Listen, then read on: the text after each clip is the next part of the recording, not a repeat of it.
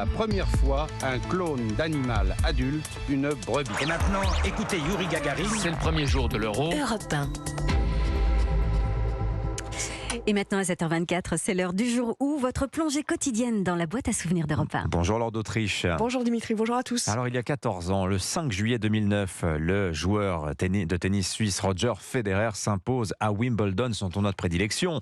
C'est alors son 15e titre en Grand Chelem, son 6e sur la pelouse londonienne, et ce sont là 2 records. Oui, et justement, le 5 juillet 2009, Federer, avec cette victoire à Wimbledon, détient ce record, son 15e titre en Grand Chelem, et tant de victoires déjà derrière lui. C'est des mois monstrueux pour moi dans ma carrière. Ça va être difficile d'avoir ça dans le futur, je suis conscient de ça, parce qu'il y a plein de choses, beaucoup de succès et beaucoup d'honneur.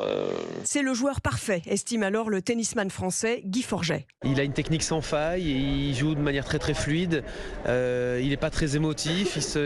Il pompe pas trop d'énergie en s'encourageant sur tous les points comme le peuvent faire certains des adversaires. Et en quelques années, Roger Federer fait quasi l'unanimité auprès du public pour son élégance, son fair play. En 2016, Thomas Soto a reçu Roger Federer sur Europe 1. Le joueur répond à la question « Pourquoi tout le monde aime Federer ?» Moi, je me trouve sympa et rigolo jusqu'à un certain degré, mais à la fin, je suis juste un joueur de tennis. Ça reste quand même assez simple. Et Federer dit souvent, c'est sympa d'être important, mais c'est plus important d'être sympa. Voilà, l'humilité de Roger Federer, mais c'est quand même un homme qui, pour devenir un athlète d'exception, a travaillé énormément son mental.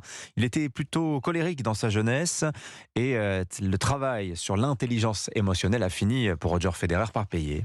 Oui, plus jeune, il cassait facilement des raquettes. La dernière fois, c'était en 2009 dans un match face à Djokovic. Et il a appris au fil des années à se nourrir du public qui le soutient pendant les matchs. J'ai quasiment 90% du temps toujours le spectateur de mon côté. C'est quand même assez incroyable, c'est phénoménal. Et c'est, je pense, aussi une raison pourquoi je joue encore. 1251 victoires au compteur pour Roger Federer, 20 grands chelems à son palmarès. Et en 20 ans, ses sensations sur le court de tennis ont évolué. C'est complètement différent. Au début, c'était le rêve de pouvoir jouer contre les joueurs que je connaissais de la télé. Et après, tout d'un coup, tu joues contre eux.